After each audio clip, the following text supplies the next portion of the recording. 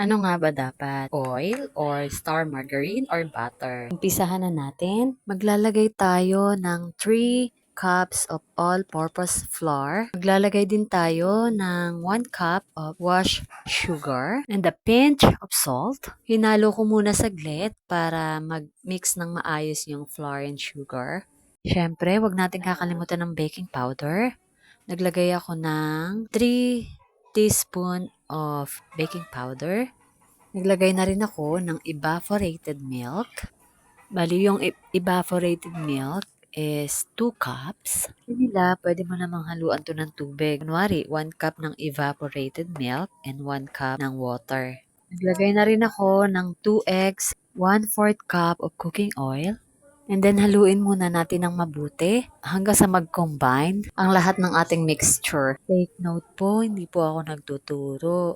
Gusto ko lang pong i-share sa inyo itong paggawa ko ng mini donut dahil meron po akong maliit na tindahan at gusto ko po sanang magkaroon ng extra income. So, nag-try po ako magluto ng mini donut.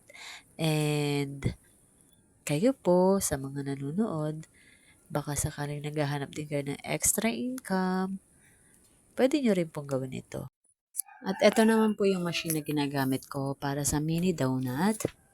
Nabili ko lang po ito sa Lazada at kung sakaling maghahanap po kayo, ilalagay ko na rin po yung link sa comment section para hindi na po kayo mahirapang maghanap. 16 na mini donuts yung magagawa natin sa isang salang.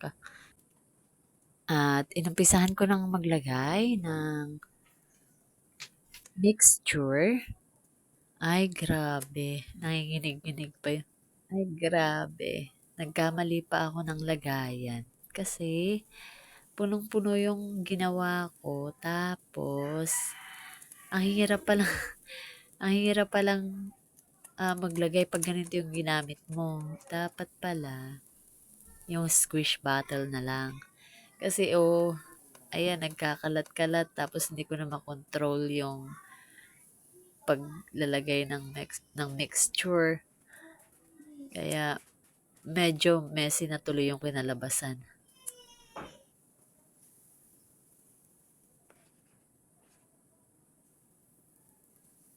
At hindi ko na na-take itong messiness na ito. Kaya gumamit na lang ako ng ibang pang scoop para malagyan lahat ito. Tapos, i-close mo lang siya as easy like that and you wait for 5 minutes. And tapos, ganito na siya. Voila!